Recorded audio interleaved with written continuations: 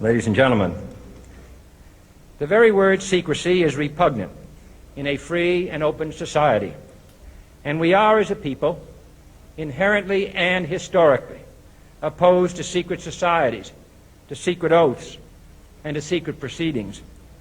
We decided long ago that the dangers of excessive and unwarranted concealment of pertinent facts far outweighed the dangers which are cited to justify it. Even today, there is little value in opposing the threat of a closed society by imitating its arbitrary restrictions. Even today, there is little value in ensuring the survival of our nation if our traditions do not survive with it. And there is very grave danger that an announced need for increased security will be seized upon by those anxious to expand its meaning to the very limits of official censorship and concealment. That I do not intend to permit to the extent that it's in my control. And no official of my administration, whether his rank is high or low, civilian or military, should interpret my words here tonight as an excuse to censor the news, to stifle dissent, to cover up our mistakes, or to withhold from the press and the public the facts they deserve to know. For we are opposed around the world by a monolithic and ruthless conspiracy that relies primarily on covert means for expanding its sphere of influence, on infiltration instead of invasion, on subversion instead of elections, on intimidation instead of free choice, on guerrillas by night instead of armies by day. It is a system which has conscripted vast human and material resources into the building of a tightly knit, highly efficient machine that combines military, diplomatic, intelligence, economic, scientific, and political operations. Its preparations are concealed, not published. Its mistakes are buried, not headlined. Its dissenters are silenced, not praised. No expenditure is questioned, no rumor is printed, no secret is revealed.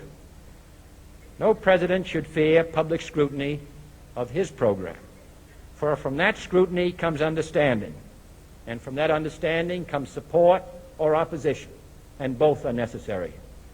I am not asking your newspapers to support an administration, but I am asking your help in the tremendous task of informing and alerting the American people. For I have complete confidence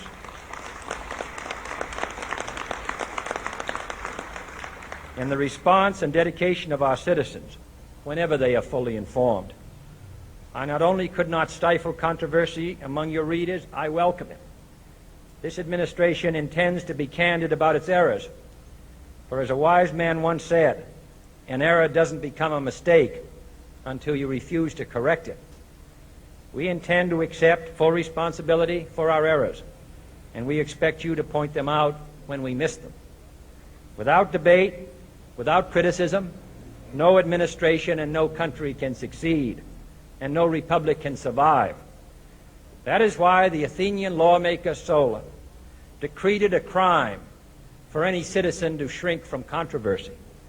And that is why our press was protected by the First Amendment, the only business in America specifically protected by the Constitution, not primarily to amuse and entertain, not to emphasize the trivial and the sentimental, not to simply give the public what it wants, but to inform, to arouse, to reflect, to state our dangers and our opportunities, to indicate our crises and our choices, to lead, mold, educate, and sometimes even anger public opinion.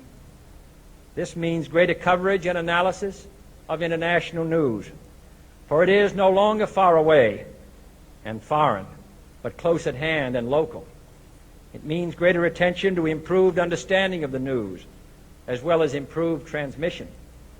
And it means, finally, that government at all levels must meet its obligation to provide you with the fullest possible information outside the narrowest limits of national security.